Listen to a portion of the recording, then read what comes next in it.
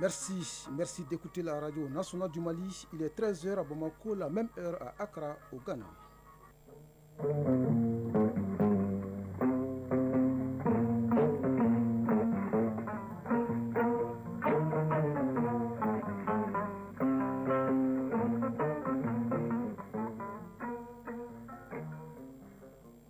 Le journal Bourama Traoré.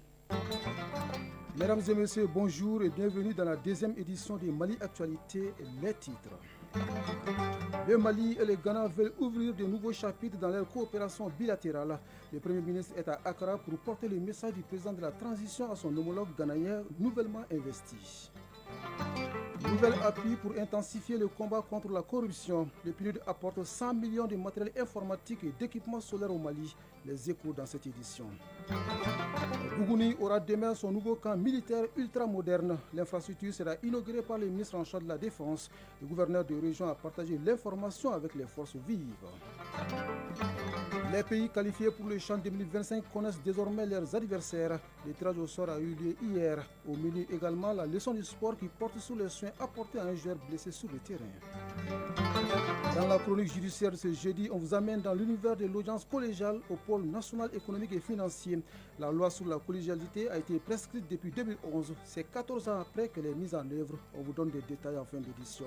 C'est tout pour les titres. Depuis hier soir, le Premier ministre est à Accra, au Ghana. Le général Abdoulaye Maïga est porteur des messages du président de la transition à son homologue John Dramani Mahama qui a été investi le 7 janvier dernier. Le chef du gouvernement est accompagné par le ministre en charge des Affaires étrangères et la conseillère diplomatique du président de la transition. Au cours de son séjour, il doit rencontrer la communauté malienne vivant au Ghana pour parler de la situation nationale. Ce déplacement du Premier ministre dans la capitale ghanéenne est suivi par Mamari Kone et Aliou Touré que nous retrouvons dans nos prochaines éditions. Du Ghana, rendons-nous en Côte d'Ivoire où la justice confirme en appel les charges et les peines retenues contre deux responsables du mouvement d'opposition Génération de Peuple Solidaire de l'ancien Premier ministre Guillaume Soro et Mamadou Traoré et Kando Soumaoro ont été tous les deux condamnés hier à 2 ans de prison ferme dans 2 dossiers distincts. Le premier a été arrêté le 9 octobre dernier. Dans une publication sur Facebook, il affirmait que du matériel employé lors du défilé militaire de la fête de l'indépendance avait été loué à la force européenne Takuba chassée du Mali. Quant au second, Kando Soumaoro, il est poursuivi pour trouble à l'ordre public. Au Mozambique, Daniel Chapo a été investi hier comme 5e président de la République. Il prolonge ainsi les règnes du Frélimo, parti au pouvoir depuis près de 50 ans. Dans son discours d'investiture, le nouveau président a déclaré avoir entendu le message des Mozambicains. Le Mozambique, dit-il, est plus fort que n'importe quel défi, que n'importe quelle crise. Unis, nous sommes capables de surmonter les obstacles et de transformer notre douleur en prospérité, ajoute Daniel Chapo. Mais son élection est toujours contestée par l'opposant Venetia Mortlan qui avait appelé à 3 jours de grève nationale. Au moins 7 personnes sont mortes dans des manifestations, rapporte une ONG locale. En Libye, des vidéos de torture fuitent du centre de détention de Jernada dans l'est de la Libye. La mission d'appui des Nations Unies condamne ces actes et réclame une enquête. Des images circulent sur les réseaux sociaux et dévoilent des tortures et des mauvais traitements infligés à des détenus dans ces centres. La mission onusienne affirme se coordonner avec le commandement général de l'armée nationale libyenne pour permettre à ses spécialistes et à d'autres observateurs indépendants d'accéder sans restriction aux 10 centres pour faire toute la lumière sur cette affaire. Le président angolais João Lourenço entame ce jeudi une visite d'État de 2 jours à Paris. Son séjour doit permettre de renforcer les liens bilatéraux entre la France et l'Angola et surtout d'aborder les grands sujets régionaux et internationaux selon l'Élysée. Il s'agit notamment du conflit dans l'est de la RDC où l'Angola joue le rôle de médiateur entre Kigali et Kinshasa. Le président Lourenço effectue cette visite d'État en France au moment où son pays s'apprête à assumer la présidence de l'Union africaine au mois de février. Le président centrafricain Faustin Archange Touadéra, lui, est arrivé hier à Moscou pour une visite officielle de 3 jours. Selon le Kremlin, il doit rencontrer ce jeudi son homologue Vladimir Poutine. Les deux dirigeants doivent discuter de l'état et des perspectives de développement de la coopération bilatérale dans les domaines politiques, commercial, économique et humanitaire. Au Proche-Orient, c'est une lueur d'espoir. Israël et le Hamas concluent un accord de cessez-le-feu dans la bande de Gaza. C'est ce qu'ont annoncé hier les partis et les négociateurs. Les médiateurs ont précisé les contours de l'accord en 3 phases.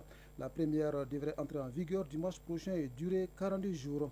Dans cette phase, Hamas doit libérer 33 otages israéliens, dont des femmes, des enfants, en échange de plusieurs prisonniers détenus dans les prisons israéliennes selon les responsables qataris. Au cours de la trêve, les forces israéliennes seront positionnées le long de la frontière de Gaza, ce qui permettra l'échange des prisonniers, des corps et le retour des personnes déplacées dans leur domicile. Les deux autres phases seront consacrées à la fin définitive de la guerre et à la reconstruction des territoires détruits. Et l'Union européenne annonce l'octroi d'une aide humanitaire de 120 millions d'euros en faveur de la bande de Gaza. Cette aide est destinée à faire face à la situation humanitaire dans cette localité, selon une porte-parole de la Commission européenne. C'était ce matin lors du point de presse quotidien à Bruxelles. Retour ici à Bamako pour parler d'un nouvel appui pour intensifier la lutte contre la corruption et l'enrichissement illicite. Le PNUD remet au ministère en charge de la justice des matériels informatiques et des équipements solaires. Ils sont destinés à deux structures du département de tutelle pour une valeur de plus de 100 millions de francs CFA. Le témoignage de Mamadou Fani.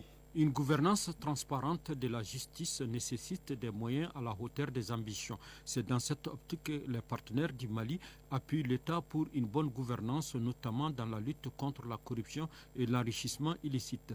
La remise par le PNUD du matériel informatique et des kits solaires au pôle national économique et financier et à l'agence de recouvrement des avoirs saisis ou confisqués s'inscrit dans ces cadres. Malé Diop, représentant résident du PNUD. C'est une initiative qui vient en accompagnement au plan d'action de la stratégie nationale de lutte contre la corruption. Il fournit à la fois ce projet un appui aux institutions et aux acteurs sociaux afin d'améliorer leur résilience face à la corruption et à l'enrichissement illicite. Les équipements remis permettront de renforcer les capacités de deux institutions principales qui ont une position stratégique dans l'appareil du gouvernement du Mali dans la lutte contre la corruption. Cette donation qui s'inscrit dans le cadre du projet d'appui à la lutte contre la corruption et l'enrichissement illicite marque l'engagement des partenaires à soutenir les efforts du gouvernement dans son combat de tous les jours.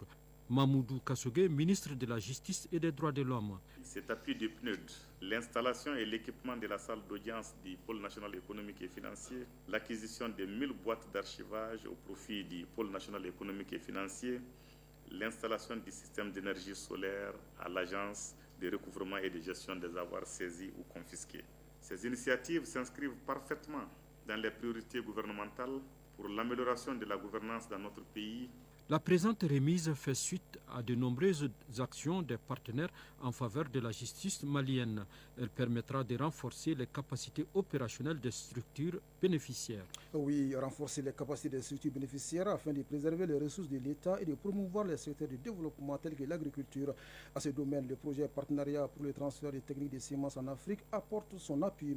Un projet cofinancé par l'USAID et la Fondation Saint-Jean, avec comme objectif améliorer les revenus des petits producteurs agricoles à travers la distribution des semences de bonne qualité. Ce projet dont la deuxième phase s'est achevée à enregistrer des acquis. Découvrons quelques-uns dans ce compte rendu signé Inaba. Après 7 années d'activité dans notre pays, le projet PASTA, Partenariat pour le transfert de technologies de semences en Afrique, prend fin. L'exercice de ce mardi a pour but de disséminer les résultats des deux phases du projet. Il est mis en œuvre par l'ONG ACAD Mali, Action collective pour une agriculture durable, et cofinancé par l'USAID et la Fondation Syngenta. Samuel Guindo, directeur de l'ONG ACAD Mali. Le projet a pour objectif en fait d'améliorer le revenu des petits producteurs agricoles à travers en fait la promotion et la distribution des semences de bonne qualité développées par les chercheurs, créant en fait ces liens entre les chercheurs et les compagnies sémencières. Dans le domaine de l'agriculture, les semences jouent un rôle très important. Selon les spécialistes, le rendement avoisine 30 à 40% du taux d'augmentation. Le PASTA, en 7 ans d'existence, plusieurs variétés de semences ont été obtenues sur le plan national et international. Ces variétés sont produites par la coopérative d'agriculteurs dans notre pays. Grâce aux efforts des parties prenantes, le projet a enregistré des résultats tangibles. Dr Urbain Dambélé, représentant de l'IR. Entre autres, plus de 380 variétés et lignées testées dans différentes zones agroécologiques, 37 variétés de sorgho, niébé, maïs, arachide ont été inscrites au catalogue national et régional. 65 000 hectares emblavés par les nouvelles variétés. Le projet PASTA a couvert 7 pays de l'Afrique pour sa première phase et 3 pays pour la deuxième phase, dont le Sénégal, le Mali et le Kenya. Elles ont besoin également de bonnes semences pour augmenter leur rendement. Les femmes de Kabara dans la région de Tombouctou exploitent un périmètre maraîcher non pas sans difficulté, dû essentiellement aux aléas climatiques. Elles ont reçu la visite du ministre de tutelle venu s'enquérir de la situation. Mme Diara Djeneba Sanoko a également rencontré les forces vives de la région. Voyons tout cela avec Najim Baba Sissé qui nous appelle de la cité mystérieuse. Au cours de son séjour dans la cité des 333 saints, la ministre de la promotion de la femme, de l'enfant et de la famille a rendu visite aux femmes maraîchères de Kabara qui exploitent un périmètre maraîcher de 2 hectares qui font face à d'énormes contraintes liées aux aléas climatiques. Zainabou Agouzès, porte-parole des femmes maraîchères de Kabara. Elle est venue s'acquérir de nos difficultés, comment nous vivons ici. Et c'est dans ce cadre qu'on a échangé sur les aléas climatiques. Et vous voyez que Tombouctou, ici, il y a eu l'inondation, les femmes ont tout perdu presque. Seuls quelques jardins ont été sauvés là où nous sommes tout de suite. Nous voulons, nous, femmes rurales, qui évoluent dans le monde de l'agriculture, de l'élevage, de la pêche, de tout faire pour permettre à la population de Tombouctou de vivre, de manger ce dont ils ont besoin sans aller consommer ailleurs. Diara Djeneba Sanogo a aussi rencontré les forces vives de la région de Tombouctou qui ont salué sa présence à Tombouctou avant d'évoquer leur engagement à soutenir les idéaux de la transition tout en soulevant des préoccupations. Isiaka Nazoum, président de la délégation spéciale du Conseil régional de Tombouctou. Il y a eu un programme très riche qui nous a permis d'échanger, de parler de toutes les préoccupations des populations. Madame a pris bonne note. C'est vraiment un grand soulagement. C'est avec une oreille attentive que le ministre Sanogo a enregistré l'ensemble des réactions avec assurance. Diara Djeneba Sanogo, ministre de la promotion de la femme, de l'enfant et de la famille. Pour ma part, en tant que ministre de la promotion de la femme, de l'enfant et de la famille, j'invite tout le département, les acteurs et l'ensemble de nos cibles à œuvrer dans le sens de la bonne marche du processus de refondation, conformément à la vision de nos plus hautes autorités. Cette visite du ministre à Tombouctou se tient dans le cadre des festivités de la Journée nationale de la souveraineté retrouvée, célébrée le 14 janvier. Tombouctou, Najim Baba Sissé, Alou Koulibaly, Mauloud Tandina pour l'ORTM. De la cité des 333, 5 cap sur la capitale du Bani Mounoutié, où le nouveau camp militaire moderne sera inauguré demain vendredi par le ministre en charge de la Défense. Le gouverneur de région a partagé l'information avec les forces vives de Bougouni au cours d'une rencontre. La nouvelle infrastructure doit permettre de renforcer la sécurité des personnes et leurs biens. D'autres précisions avec Abdul Karim Konaté, notre correspondant sur place. Le premier point de cette rencontre du gouverneur avec les forces vives de la région de Bougouni a porté sur les préparatifs de l'inauguration du camp militaire de Bougouni. Il s'agit là de mettre les moyens en œuvre en termes de la mobilisation de la population pour réserver un accueil chaleureux et historique au ministre de la Défense, général de brigade Ousmane Ouélé, gouverneur de la région de Bougouni. C'est un vœu de la région de Bougouni que son excellent le général d'armée Assimi Goïta, président de la transition, chef de l'État et chef suprême des armées, a voulu honorer en réalisant ce camp militaire. Ce camp militaire, je suis convaincu, va rassurer l'ensemble de la population de Bougouni en termes de renforcement sécuritaire. Deuxième point, présentation des vœux, une tradition respectée par les forces vives de la région. Occasion pour elles de féliciter et remercier le gouverneur pour la réussite de tous les événements de grande portée dans la région en 2024, mais aussi les efforts consentis dans le cadre du développement de la région de Bougouni. En réponse, le chef de l'exécutif dit avoir noté toutes les préoccupations. C'est important, entre autres, à l'insécurité persistante dans certaines localités de la région, les difficultés liées à l'opérationnalisation des nouveaux cercles de la région, l'insuffisance des aménagements agricoles, l'insuffisance du personnel pour le bon fonctionnement des services, l'absence ou l'insuffisance des ressources financières, l'absence ou la vétusté des infrastructures. Bougouni, Abdul Karim Konaté, Djibril Bagayogo pour l'ORTM.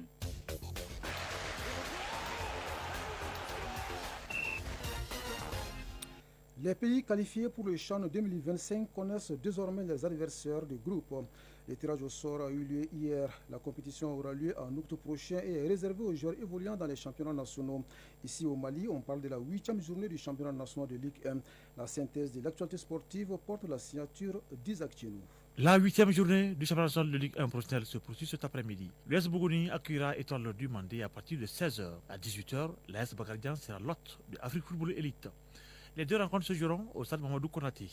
Les matchs 11 créateurs Djoliba, US Boukouba, Samuel Bako se joueront à une date ultérieure. Hier en ouverture, FC Diarra a été battu par l'ISFAS 2-0. L'AS Police a dominé l'ASCO par 1-0. L'AS a eu raison de Big FC battu 2-1. Les nations qualifiées pour le CHAN 2025 connaissent désormais leur adversaire de groupe. Le tirage a été effectué au cœur d'une soirée qui a réuni les acteurs du football continental. Le dit tirage a livré le verdict suivant. Groupe A, composé du Kenya, du Maroc, de l'Angola, de la RD Congo et de la Zambie. Le groupe B renferme la Tanzanie, Madagascar, la Mauritanie, le Burkina Faso et la République centrafricaine. Dans le groupe C, il y a l'Ouganda, le Niger, la Guinée et deux autres nations qui restent encore à déterminer. Enfin, dans le groupe D, il y a le Sénégal, tenant du titre, le Congo, le Soudan, le Nigeria. Il faut noter que la compétition a été repoussée au mois d'août en raison du retard accusé dans la réalisation des infrastructures sportives. Précisons que le Championnat d'Afrique des Nations de football a une nouvelle identité. Une identité dévoilée hier par la CAF qui estime que cette nouvelle identité est non seulement moderne et met aussi en lumière les lignes profondes avec le football et la culture. Le nouveau trophée de la compétition célèbre la diversité et l'unité du continent avec 54 lignes autour d'une carte de l'Afrique. Chaque ligne représente une nation africaine. Et puis, championnat du monde de handball, 3 représentants africains joueront cet après-midi. L'Algérie affrontera l'Italie et le Cap-Vert aura affaire à l'Islande. La Tunisie défiera le Danemark. C'est bien au compte de la deuxième journée. Hier, l'Égypte a battu l'Argentine par 39-25. Et nous restons avec Isaac Tchenou pour parler de la leçon du sport. Elle porte ce jeudi sous les soins apportés à un joueur blessé sur le terrain. Dans quelles conditions le corps médical peut-il intervenir? Suivant la réponse. Dans un match de football, l'arbitre veille au bon déroulement d'une rencontre dans le respect strict des règles de l'art.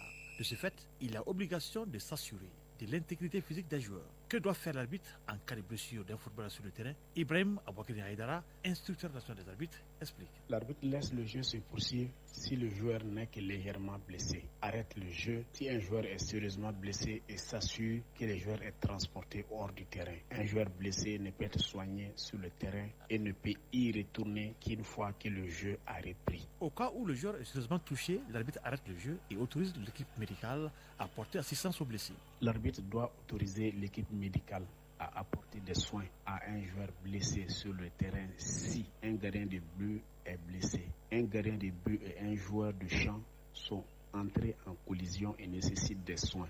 Des joueurs de la même équipe sont entrés en collision et nécessitent des soins. Une grave blessure est constatée. Un joueur est blessé à la suite d'une faute avec contact pour laquelle l'adversaire est averti ou exclu. Un penalty a été accordé et le joueur blessé est le tireur attitré. Dans quelles conditions un joueur blessé peut reprendre le jeu? Ibrahim Aboukine Haïdara précise. Si le ballon est en jeu, le joueur doit retourner sur le terrain depuis la ligne de touche. Si le ballon est hors du jeu, il peut retourner sur le terrain depuis n'importe quelle limite du terrain. Un médecin sur le banc peut écoper d'un carton rouge, mais peut rester sur le banc dans certaines conditions. Un arbitre a autorité pour infliger un carton jaune ou rouge à l'encontre des officiels d'équipe qui n'ont pas un comportement responsable. Cependant, si l'arbitre montre un carton rouge à un médecin, ce dernier peut rester si l'équipe ne dispose d'aucune autre personne du corps médical et c'est afin de continuer à garantir une assistance médicale aux joueurs qui en auraient besoin. L'arbitre joue un rôle essentiel pour garantir l'intégrité et la validité d'une rencontre sportive. Chronique judiciaire. On vous amène ce jeudi dans l'univers de l'audience collégiale au pôle national économique et financier. À l'INEMIR, une affaire relative aux faux et usage de faux. Les prévenus écopent de 2 ans de prison avec sursis conformément à l'article 103 du Code pénal. Le reste nous est raconté dans la chronique judiciaire de ce jeudi signée Garibou Pirouf. En mode collégial se tient la toute première audience au pôle national économique et financier. Le collège est constitué de 3 juges spécialisés en matière économique et financière. La nature de l'affaire est relative au faux usage des faux délictuels. Pour le prévenu, le ministère public a requis le sursis.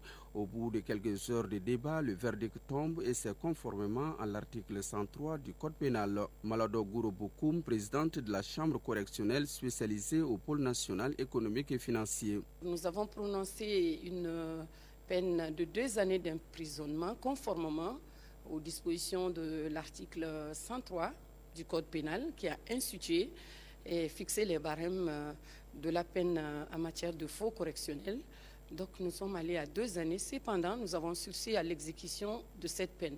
Ce qui veut dire que le prévenu, certes, va rentrer à la maison pour cette fois-ci, mais il aura l'épée de Damoclès sur sa tête parce qu'au bout de 5 années, comme prévu par la loi, s'il commet des agissements de faux ou d'usage de faux, il exécutera les peines de 2 années que nous avons prononcées aujourd'hui avant de purger la seconde peine pour les faits pour lesquels il sera pris. Arrêté puis condamné compte tenu de la complexité de l'affaire, le tribunal s'est montré clément.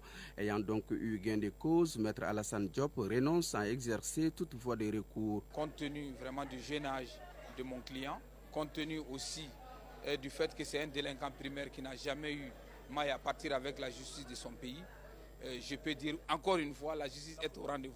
Dans un système judiciaire collégial, les décisions ne sont pas prises par un seul juge, mais par un groupe de magistrats. Malado Gouroubokoum, présidente de la Chambre correctionnelle spécialisée au pôle national économique et financier. Ce qui est intéressant dans la collégialité, même le président de la juridiction peut être mis en minorité par ses juges au siège lorsque sa décision n'est pas conforme aux dispositions de la loi. Mamoudou Kassougué, ministre de la Justice et des Droits de l'Homme, garde des Sceaux. La collégialité a été prescrite par la loi sur l'organisation judiciaire depuis 2011, mais malheureusement on n'avait pas jusqu'ici pu la mettre en œuvre. Aujourd'hui nous sommes très heureux de pouvoir mettre en œuvre cette collégialité au niveau du pôle national économique et financier. La collégialité, c'est, comme on le dit habituellement chez nous, une seule personne peut avoir une seule pensée. Quand il y a plusieurs personnes, il peut y avoir plusieurs pensées, il peut y avoir des débats et ça peut alimenter et améliorer la qualité des débats. Le dossier était un très bon dossier et les débats ont été vraiment d'un très bon niveau. En rupture avec l'ancienne pratique, désormais une affaire sera jugée par plusieurs magistrats. Ainsi va l'actualité au Mali et dans le monde en ce jeudi 16 janvier 2025. Cette deuxième édition du journal vous a été servie par un trio Traoré. À la mise en onde, Absi Traoré. À la mise en ligne, Sekou Traoré. Et au micro, Brahma Traoré. Merci à Ousmane Dao qui m'a aidé à la préparer. Le prochain rendez-vous avec l'information, c'est à 19h30. Merci à vous de nous avoir suivis. Belle fin de journée à vous, où que vous soyez.